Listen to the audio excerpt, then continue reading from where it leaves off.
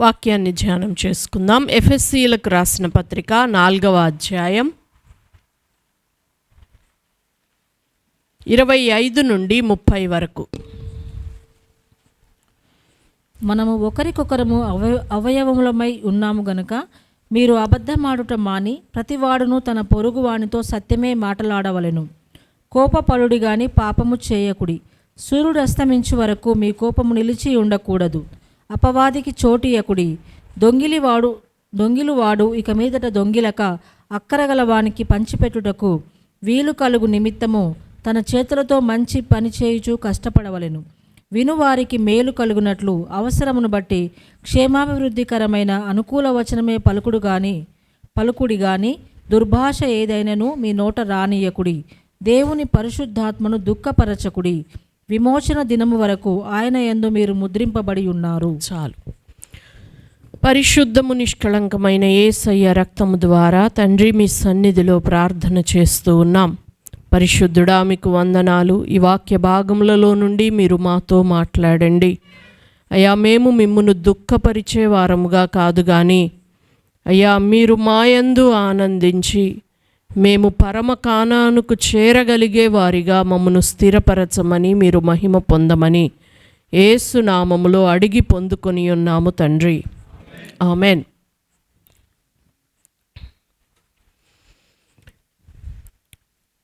ఈ యొక్క ఉపవాస దినాలలో మనం చివరి దినాలలోనికి వచ్చేసామండి. మనలను మనం పరిశుద్ధపరచుకుంటూ దేవునికి అనుకూలులుగా,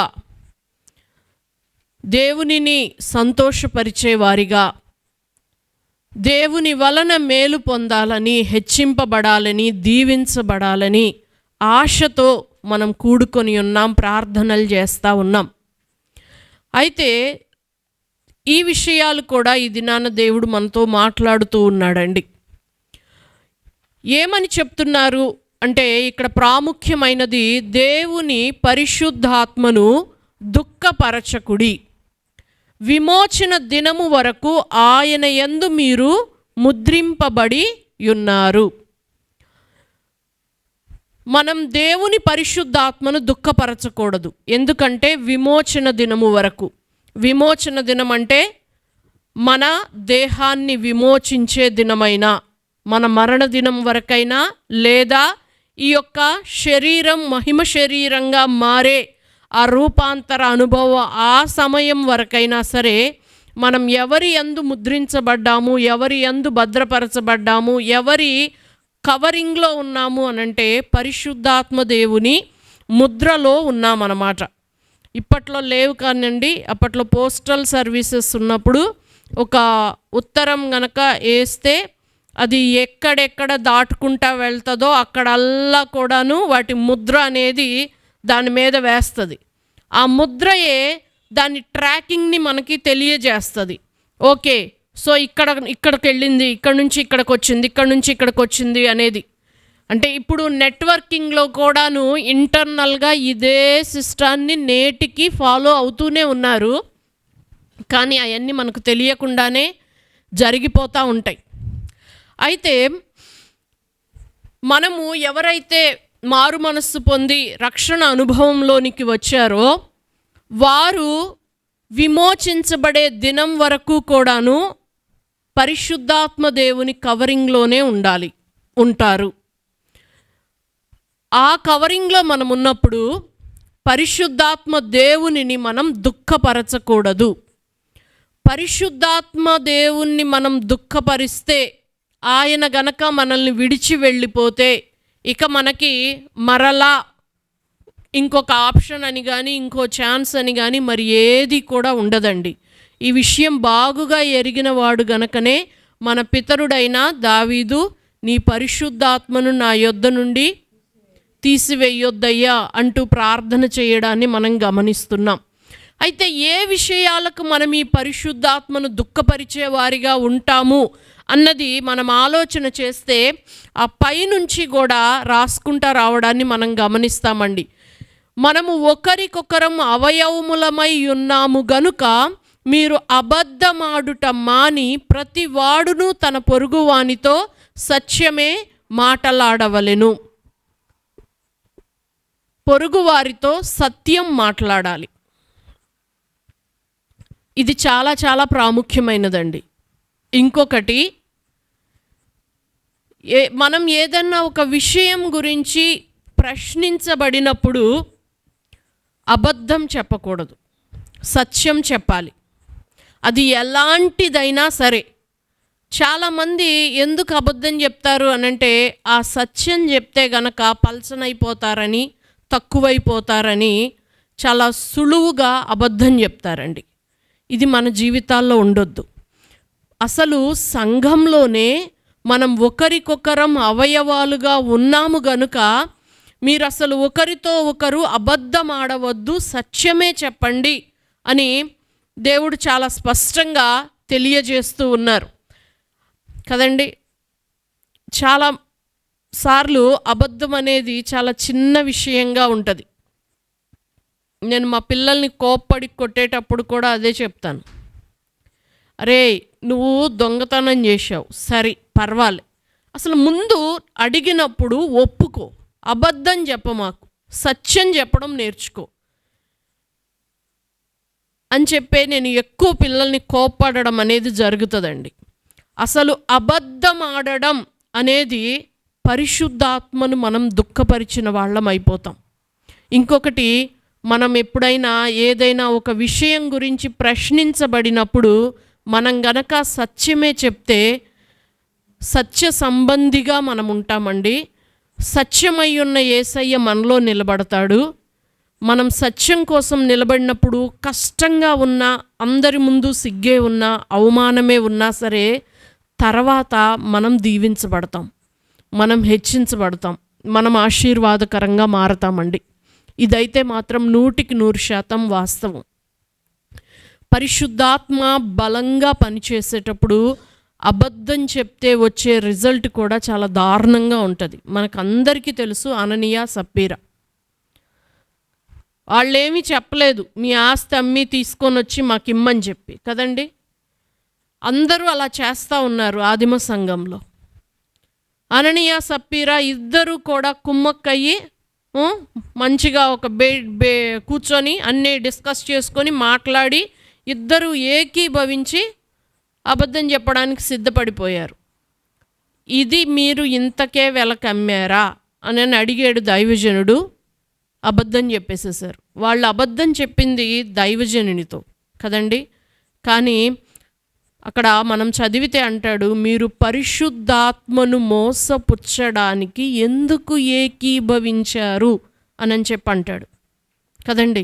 అంటే నేను ఇవన్నీ మీకు ఎందుకు చెప్తున్నానంటే, మమ్మల్ని మేము శుద్ధీకరించుకోవాలి, మేము దేవుని దృష్టికి సరిగా ఉండాలి, పరిశుద్ధాత్మ దేవుడు మా యందు ఆనందించే వారిగా ఉండాలి, కానీ మేము ఆయన్ని దుఃఖపెట్టేవారిగా ఉండొద్దు అన్నది గనక ఉన్నట్లయితే, నిజంగా సరిచేసుకునే మనసు ఉన్నట్లయితే ఈ విషయాలు కూడా ఒక్కసారి ఎవరికి వాళ్ళం ఆత్మ పరిశీలన చేసుకొని సరి చేసుకోవాలి అన్న ఉద్దేశంతోనే ఈ మాటలు చెప్తూ ఉన్నారండి. వాళ్ళు దైవజనుడితో అబద్ధం చెప్పారు, ఆయన అక్కడికక్కడే చనిపోయాడు. దాని తర్వాత భార్య వచ్చింది, ఆమె కూడా అదే సేమ్ అబద్ధం ఏకీభవించి అబద్ధం చెప్పారు కదండి. కాబట్టి ఈ దినాన వాళ్ళు డబ్బు ఆశతో భార్యాభర్తలు ఏకీభవించి అబద్ధం చెప్పారు. అసలు ఎంత దారుణం అయిపోయిందండి వాళ్ళ పరిస్థితి. అబద్ధం చెప్పిన వారిగా సంఘంలోనూ వారికి ఆదరణ లేదు. దేవుని శాపం వచ్చి చనిపోయిన తల్లిదండ్రుల జాబితాలో చేరి ఆ పిల్లల్ని ఎలా చూస్తారండి ఇంకా కదా. అంటే ఇటు లోకపరంగానూ చెడిపోయారు, ఇటు దైవిక పరంగానూ నష్టపోయారు. అబద్ధానికి అంత దారుణంగా ఉంటుంది. కాబట్టి అబద్ధం అనేది చెప్పొద్దు. అందులోనూ ఖచ్చితంగా ఒక విషయం నిమిత్తమై ప్రశ్నించబడుతున్నప్పుడు అస్సలు అబద్ధం చెప్పొద్దు. ఏది ఆశపడి అబద్ధం చెప్తామో అది అసలు మనకు దక్కనే దక్కదు. ఎస్పెషలీ బయట వాళ్ళ జీవితాల్లో మనకు తెలియదు కానండి, క్రైస్తవ సంఘంలో మాత్రం దేవుడు పని చేసేటప్పుడు అది ఖచ్చితంగా జరుగుతుంది. ఇది మనం గమనించుకోవాలి. ఒకవేళ అలాంటివేమైనా ఉన్నట్లయితే గనక మనం సరి చేసుకుందామండి. ఎవ్వరమైనా సరే ఈ విషయంలో మనం సరి చేసుకుందాం. నూతన సంవత్సరం ఒక ఆశీర్వాదకరమైన సంవత్సరముగా, వాగ్దానాన్ని అనుభవించే సంవత్సరంగా ఉండాలి అని ఆశపడితే గనక ఈ విషయంలో మనల్ని మనం పరిశీలన చేసుకుందాం, సరి చేసుకుందాం. అలాగుననే కోపపడుడి గాని పాపము చేయకుడి. కోపపడడం తప్పు కాదు, కానీ పాపం అనేది చెయ్యకూడదు. కోపం అంటే కోప్పడకపోతే కూడా తప్పండి. కోపపడవలసిన వాటి దగ్గర కోపపడకపోయినా సరే తప్పు. తల్లిదండ్రులుగా పిల్లల్ని క్రమశిక్షణలో పెట్టాలి, బాధ్యత కదా. వాళ్ళని ఆ శిక్షణలో, బోధలో పెంచడం కొరకు బెత్తం వాడతాం, కోప్పడతాం, అవన్నీ కూడా అవసరమే. అలా చేయకపోయినా పాపమే అవుతుంది. కానీ కోపపడుడి కానీ పాపము చేయకుడి అనంటే సంఘంలో మన తోటి వారితో మనం అసలు చాలామందికి అసలు ఎవరి మీద ఎవరు కోప్పడరండి. ఎప్పుడు కోప్పడతారంటే అది ఇంట్లోనే కానీ ఎక్కడైనా సరే ఫ్రస్ట్రేషను, పని ఒత్తిడి, చిరాకు వచ్చినప్పుడు కోప్పడతారు. పిల్లలు తప్పు చేసినప్పుడు కోప్పడుతున్నామా, లేకపోతే మనకి చికాకు వచ్చినప్పుడు కోప్పడుతున్నామా? సహోదరి సహోదరులు పొరపాటు చేసినప్పుడు మనం వారిని గద్దించి సరిచేసేవారిగా ఉన్నామా, లేకపోతే మనకు చికాకు వచ్చినప్పుడే చేసేవారిగా ఉన్నామా? ఇలాంటివన్నీ కూడా మనల్ని మనం పరిశీలన చేసుకోవాలి. ఇంకొకటి, సూర్యుడు అస్తమించు వరకు మీ కోపము నిలిచి ఉండకూడదు. కోపం నిలిచి ఉండకూడదు. ఇది కూడా అండి, అంటే అసలు కనీసం మాట్లాడడం కూడా చెయ్యనంత కోపము మనకి నిలిచి ఉండకూడదు అని దేవుని వాక్యం మనతో చెప్తూ ఉన్నది కదండి. అలాగుననే అపవాదికి చోటీయకుడి, దొంగిలువాడు ఇక మీదట దొంగిలిక, అక్కర గలవానికి పంచిపెట్టుటకు వీలు కలుగు నిమిత్తము తన చేతులతో మంచి పని చేయుచు కష్టపడవలెను. దొంగలేవాడు దొంగిలించకూడదు, దొంగిలించేవాడు దొంగిలించడం మానేసి మంచి పని చేయాలి. మంచి పని చేయడం మాత్రమే కాదు, కానీ వాడు మంచి పని చేసి వాడు తినడంతో పాటు ఇతరులకు కూడా సాయం చేసే అంత కష్టపడాలి అని దేవుడు చెప్తూ ఉన్నారండి. వినువారికి మేలు కలుగునట్లు అవసరమును బట్టి క్షేమాభివృద్ధికరమైన అనుకూల వచనమే పలుకుడి గాని దుర్భాష ఏదైనను మీ నోట రానీయకుడి. మనం మాట్లాడితే వినేవారికి మేలు కలగాలి, క్షేమాభివృద్ధి కలగాలి. అంటే మేలు కలగడం అనంటే ఎవ్వరూ నొప్పించబడకుండా మాట్లాడడం అని కాదు, కానీ అర్థము మనం మాట్లాడితే ఒక దైవిక భయం రావాలి, ఒక కుంగుదలలో ఉన్నవానికి ఆదరణ రావాలి, పొరపాటు చేస్తున్న వానికి ఒక హెచ్చరిక దొరకాలి, ట్రాక్ తప్పిపోతున్న వాళ్ళని మరలా ట్రాక్లోకి తీసుకొచ్చేటట్టుగా మన మాట ఉండాలి, వారిలో భక్తిభావం పెరిగేటట్లు ఉండాలి, కానీ భక్తి పలచనైపోయేటట్టుగా మన మాటలు, మన చర్యలు ఉండకూడదు. ఇవన్నీ కూడాను మనం జాగ్రత్త పడాలండి. వీటి విషయంలో మనం పరిశుద్ధాత్మను దుఃఖపెట్టేవారిగా ఉంటాం. కాబట్టి ఇవన్నీ కూడా ఎవరికి వాళ్ళం జాగ్రత్త పడాలి. మనం ఎవరితో కూడాను అబద్ధం చెప్పొద్దు. ఎస్పెషలీ ఒక విషయం గురించి మాట్లాడుతున్నప్పుడు, అడుగుతున్నప్పుడు అబద్ధం చెప్పొద్దు. అసలు దైవజనులతో అస్సలు అబద్ధమే చెప్పకూడదండి. మనకందరికీ తెలుసు, దైవజనుల దగ్గరకొచ్చి ఒక స్త్రీ తన సంగతి చెప్పుకుంది. తన భర్త కూడాను దైవజనునికి ఒక శిష్యుడిగానే ఉన్నాడు, అతడు చనిపోయాడు, అప్పుల వాళ్ళు వచ్చారు, పిల్లల్ని కూడా తీసుకొని వెళ్ళిపోతున్నారు, వాళ్ళకి కట్టడానికి ఏమీ లేదు అన్నీ తన పరిస్థితి చెప్పుకున్నప్పుడు దైవజనుడు ఏమన్నాడండి, నేను నీకు ఏమి చెయ్యాలని కోరుకుంటున్నావు? స్ట్రైట్గా ఉంటాయి క్వశ్చన్స్ కదండి. ఆమె బాధ చెప్పుకుంది. దాని తర్వాత నీ ఇంటిలో ఏమి ఉన్నది? చాలా చక్కగా ప్రశ్నకు సమాధానం చెప్పింది. నా ఇంట్లో ఏమీ లేదు కానీ ఒక నూనె కుండ ఉన్నది అంటే ఆమె దగ్గర ఉన్న దాంట్లో నుంచే ఆమెకు సొల్యూషన్ చెప్పారు. తర్వాత తాను వెళ్ళి ఏం చేయాలో చెప్పారు. తను ఏం చేస్తే ఆమె ఆ పని చేసిన తర్వాత ఇక అక్కడి నుంచి తన సొంత ఆలోచన చేసి చెయ్యలేదు కదండి. మనకు తెలుసు ఆమె నూనె కుండ చుట్టుపక్కల వాళ్ళని అడిగి కుండలు తీసుకొని నిండిపోయేంత వరకు కుండతో నూనె నింపమన్నారు. నింపిన తర్వాత ఇంకేముంది, వెళ్ళాము, ఆయన అడిగాము, చెప్పాము, ఇక మిగతాది మనం చేసుకుందాంలే అని ఆమె తీసుకొని వెళ్ళి ఏమి చేయాల. నింపంగానే మళ్ళా తీసుకొని వెళ్ళి మంచిగా గడేసి అన్ని జాగ్రత్తగా పెట్టి మళ్ళా దైవజనుడి దగ్గరకు వచ్చి, అయ్యా అన్నీ నింపి పెట్టాను, ఇప్పుడు ఏం చేయమంటావు, అమ్మేసేసి అప్పు కట్టేసేసాం అంటే చాలామందికి సమస్యతో వస్తారు, సగం ఆన్సర్లకే సగం క్వశ్చన్లకే సమాధానాలు చెప్తారు. కొంతమంది కంప్లీట్గా విషయాన్ని చెప్తారు.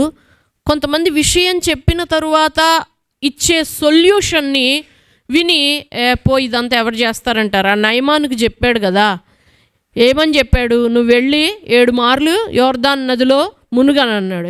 మా దేశంలో ఇంతకంటే మంచి నదులు ఉన్నాయి, అవన్నీ వదిలిపెట్టేసేసి ఈ పిచ్చి నది చెప్పాడు. ఆయన వెళ్ళి మునగాల. ఆయన బయటికి వచ్చి నా మీద చేతులుంచి నాకు ఎక్కడ వ్యాధి కలిగిందో అక్కడ తన చెయ్యి పెట్టి ప్రార్థన చేసి అని నేను అనుకున్నాను. అసలు అట్లాంటిది ఏమీ చేయలేదు, కనీసం నన్ను కూడా చూడలేదు, కానీ వెళ్ళి చేయమన్నాడు అని అన్నాడు. అయితే ఆ పక్కన ఉన్న ఒక్కడు మంచోడు ఏం చెప్పాడండి, ఇంతకంటే గొప్ప సంగతి ఏదన్నా చెప్తే నువ్వు చెయ్యకపోతావా, ఏం చెప్పాడని, చిన్న పనే కదా చెయ్యరాదా అని అన్నాడు. ఎప్పుడైతే ఆ మాట అని చేశాడో అతడికి స్వస్థత కలిగిందండి కదా. ఇట్లాంటి వాళ్ళు ఉండడం కూడా ఒక ఆశీర్వాదకరమైన విషయమే కదా. మన పక్కన అంటే క్షేమాభివృద్ధికరమైన మాటలు అన్నారు చూశారు క్రింద, వినువారికి మేలు కలుగునట్టు అవసరాన్ని బట్టి క్షేమాభివృద్ధికరమైన అనుకూల వచనాన్నే పలకండి అన్నారే. ఆ అనుకూల వచనాలు ఏంటంటే ఏంటి ఆ అనుకూల వచనాలు అనంటే, ఏమన్నారని, చెయ్యరాదా అని అన్నాడే, అది అనుకూల వచనమైంది. ఆ అనుకూల వచనం ఉంది కాబట్టే అతడు మేలు పొందాడు కదండి. అలాగున ఇంట్లో ఒకళ్ళు ఉంటే చాలా బాగుంటుందండి కదా. కుటుంబంలో ఒకళ్ళు దేవుని వాక్యానికి దూరం అవుతున్నా, సంఘానికి దూరం అవుతున్నా, చాలా తేడాగా వెళ్ళిపోతూ ఉంటుంటే ఇంకొకళ్ళు కూడా వాళ్ళతో పాటు కలిసిపోయి మొత్తానికి చెడిపోయే వాళ్ళుగా కాకుండా, ఎందుకట్లా, ఏం కాదు, ఇట్లా చేద్దాం అనేవాళ్ళు ఒక్కళ్ళున్నా ఆ కుటుంబము పాడు కాకుండా దూరం కాకుండా ఉంటుందండి. కాబట్టి అందుకనే అనేది ఏంటి అనంటే, ఎప్పుడూ కూడా మన కుటుంబస్తుల మాటతో మనం మాట కలపడం అనేది ఆశీర్వాదం కాదండి. మేమందరం ఒక్క మాట మీదే ఉంటామని చెప్పి అననీయ సప్పీరా ఏం చేశారండి, ఒక్క మాట మీద ఉండి ఇద్దరు చచ్చారు కదా. అబీగయీల్ ఏమైందండి, తన భర్త మాటే తన మాట అన్నట్టుగా ఉందా, లేదు కదా. అంటే